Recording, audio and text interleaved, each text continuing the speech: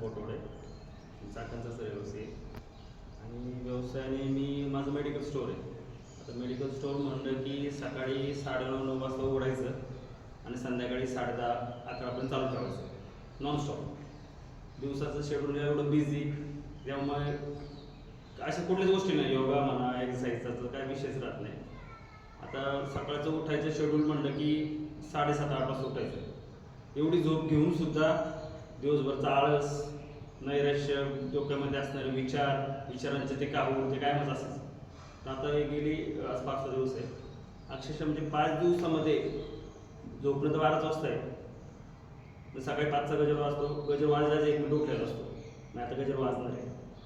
म्हणजे एवढी ती ऊर्जा ती तयार झालेली ते आपोआप होते नाही उठायचे 5 वाजता. म्हणजे 5 वाजता म्हणजे झोप किती होते? 5 तास झोप होती.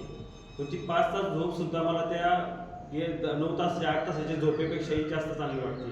दिवसभर फ्रेश वाटते, विचाराचं थैमान थोडं कमी झालेलं आहे आणि दिवसभर म्हणजे चांगल्या गोष्टीचा एक चांगला अनुभव जे सरांनी पवार सरांनी सांगितले की एक ऊर्जा तयार झाली, नवचैतन्य कुठेतरी तयार झाले, ते खरंच निश्चित जाणवते.